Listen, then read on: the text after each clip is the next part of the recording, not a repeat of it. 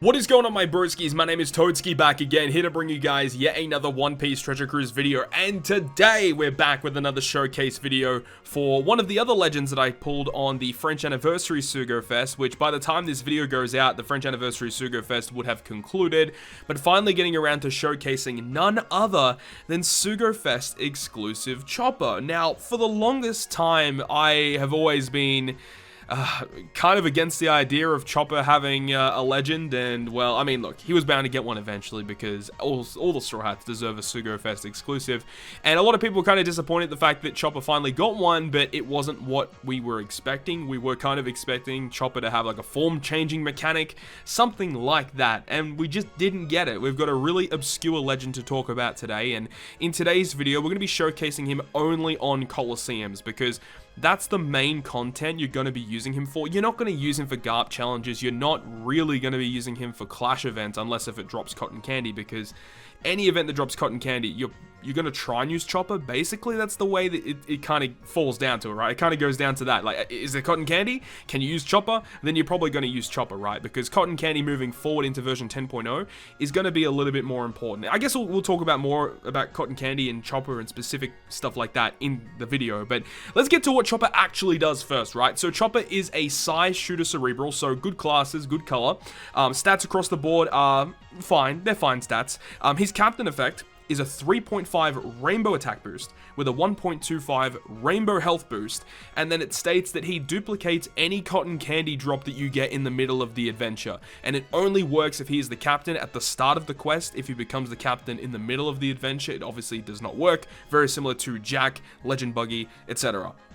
So very simple, easy to understand captain effect, and it is actually not terrible. A 3.5 attack boost rainbow is fine. You can get through content with that, and you guys are going to be seeing how we're able to do that in this video today. And also, remember, he is a rainbow captain, so you can hybrid him up with anything that you want, right? So that's obviously another really, really nice aspect to Legend Chopper, right? So that's pretty cool. Now, his special ability is a 14-turn cooldown after max limit break.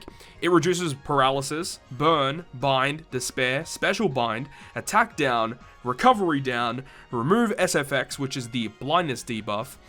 He also removes 5 turns of increased damage taken as well, completely removes all forms of poison, and heals the crew by 12,024 HP for 3 turns. So it's a mouthful of a special. He does a lot of different things here. And 14 turns, I guess, is kind of fair considering how many different debuffs he gets rid of. And some people might ask, why does he heal that specific amount of HP? It's because he is Christmas themed, of course. So I believe he actually released on Japan on Christmas Eve. It was the 24th of December, which is the significance of the healing there. So that kind of makes sense, right? Now, as for his crewmate effects, he will heal an additional 150 per recovery slot, which is fine. And then he also resists special bind by 5 turns. Makes sense. So you can use him to unspecial bind your crew. He does have a support effect though, but it is a little lacking. It supports any of the other Straw Hat characters. You get 6% damage reduction against int, and 13% of his HP and recovery are added to the support character. I wish it was 13% all stats rather than just HP and recovery, but it is what it is, I suppose. But there we go. That's the quick rundown of Legend Chopper. We'll talk more about what he's able to do in this video right now. But let's go ahead and get into it. Let's get into the showcase for Sugo Fest exclusive Chopper. So in today's showcase video showcasing Sugo Fest exclusive Chopper, we are not actually going to be running him in high difficulty content. Well, I guess you could classify Colosseums as high difficulty content, but I'm not taking him to a training forest. I'm not using him for GARP challenges or anything like that. The only content you guys are seeing him in here today is for Colosseums, because that is the main piece of content that you would legitimately use Sugo Fest exclusive Chopper for. I mean, any other piece of content that drops a decent amount of cotton candy, you would probably use him for as well. But with the most recent update to the Colosseum, which came out with Colosseum Kiyoshira, I believe it was, when he first came out, where they basically updated the drops of Colosseum, where whenever you would drop a cotton candy, if it's a 50 stamina Colosseum, it would be a +3 cotton candy instead. It basically made Chopper a much more valuable character, because previously using him on a Colosseum, and obviously it was only +1 drops, the amount of cotton candy that you would get is just it didn't really matter. It was very, very non-existent in terms of the amount of cotton candy that you would get from an actual Colosseum run. Because they updated it to +3 cotton candy for the 50 staminas, it actually makes it worth running, because especially if you are missing a lot of cotton candy, this is a fantastic way to get some of that back. So that's really, really good, right? And he can also be used on some of the lower difficulty Colosseums, like the 30 stamina ones, which you guys are seeing right now against Alvida, against Arlong Colosseum, Don Krieg Colosseum. They're much easier to complete, especially with Chopper having a 3.5 captain. Like, that's not terrible at all. And you can definitely clear the lower difficulty Colosseums much, much faster compared to the 50 stamina ones.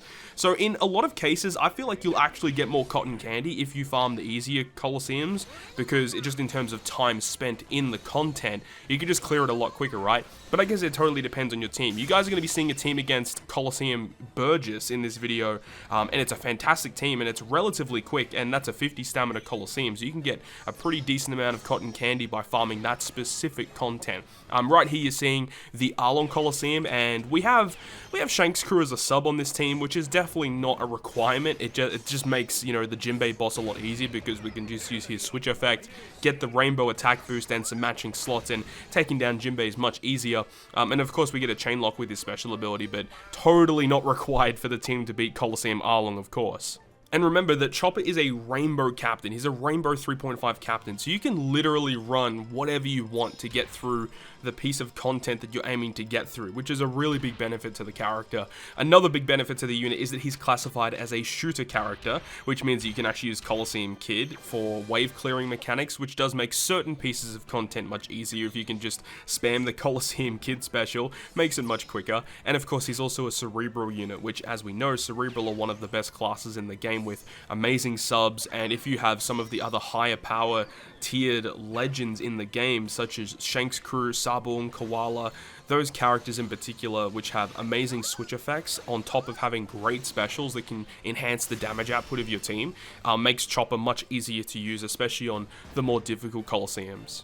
And of course, having those classes are really good with Shooter for Colosseum Kid specifically, and then also Cerebral for the amazing characters that Cerebral have, but also being Rainbow himself means that utility isn't really a big problem. Of course, his special ability is amazing for removing utility, which is already very, very good, but other types of utility like enemy defensive effects and those style of things means that you can basically run whatever you want as a sub just to remove those effects, which is quite good, because with his special alone, you know, bind, despair, paralysis, recovery down, attack down, special bind. He removes a lot of things just with himself. So you don't really need too many utility units, but it does depend on the situation. A little earlier in this video, if you guys saw the Alvida Colosseum, was it the Alvida one? Or was it I think it was the Alvida one. Yeah, it was. Where on stage 4, Beppo would bind any Psi or Int character for 13 turns. So obviously, Chopper being binded is a bit of a problem, but with the other specials that we had, we were able to get around that. But of course, in certain situations, yes, you won't be able to actually launch the Chopper special in those type of situations, but a majority of the time, Chopper is going to be a really nice unit to bring on your team, not only to remove enemy debuffs or debuffs that are inflicted on your team, but you can actually use him to get a little bit of healing back as well. The end of turn healing is a very, very nice touch. And looking forward to the JP side of things, they've currently got V3 Boa, the new Psi super type legend, who has end of turn healing as well, and Chopper being a Psi character works perfectly well with the new V3 Boa, and basically allows you to get extra utility and healing on top of that. So Chopper's a really nice unit for moving forward into the future. I'm really excited to see what Japan are actually going to be doing moving forward past this point, because as of me recording this video right now, the latest legend on Japan is that V3 Boa.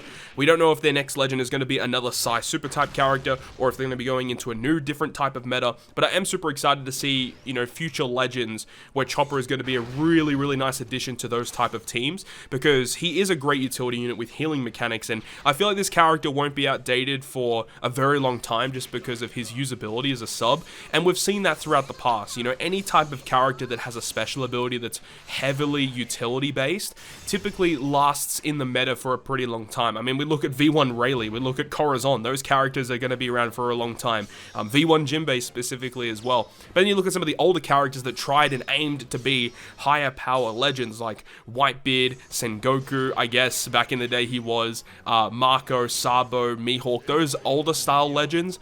they're not really used anymore because they just get outdated, they get power crept, whereas utility units are a little bit harder to power creep in my opinion. So I feel like Chopper's going to be a pretty good legend moving forward for a pretty long time. And I didn't really touch on it too much in this video yet, but, you know, Cotton Candy is going to be quite important moving forward into version 10.0 for the addition of the Pirate Festival, because with the addition of Pirate Festival, for global players, you might not understand totally what's going to be happening during version 10.0 with the PvP additions and the resource islands, but essentially there's going to be a way to increase the amount of Cotton Candy that each character can have on that unit, so you can actually get to a point, if you max out everything, where a character can have plus 600 Cotton Candy on themselves, being plus 200 Cotton Candy in every single stat, being HP, attack, and recovery. So getting more Cotton Candy in the future is going to be very important, and Legend Chopper is going to be able to facilitate that, which is really, really good. As for this last clip you guys are seeing here, you guys who have seen my Colosseum Komurasaki video would have already seen this team. It's the exact same team that I used in that video, but I don't really suggest using Chopper against Colosseum Komurasaki. I just feel she's a little bit too difficult to be using someone like Chopper just specifically for Cotton Candy. If you want Cotton Candy, I would suggest farming Colosseum Burgess with that previous team you guys would have seen, or farming some of the lower difficulty ones to get as much Cotton Candy as you can in a smaller time frame. I feel like it works a lot better rather than trying to shoe in Chopper as your captain against the more recent and more difficult Colosseums, but that's up to your opinion and your style of play either way. But that's going to wrap it up for this one. Thank you so much for watching the video, guys. Let me know down below in the comment section what your thoughts and opinions are on Legend Chopper, because I'm not really the biggest fan of Chopper as a character, but you can't deny his usability in One Piece Treasure Cruise as a character, as this unit is actually pretty good, right? So anyways, that is going to wrap up this video today. I hope you guys enjoyed this one, and if you guys did enjoy it, make sure to go ahead and leave a like, and if you want to stay up to date with all the content I post, including more One Piece Treasure Cruise content, make sure to hit the subscribe button down below. But on that, guys, I'll see you guys within the next video.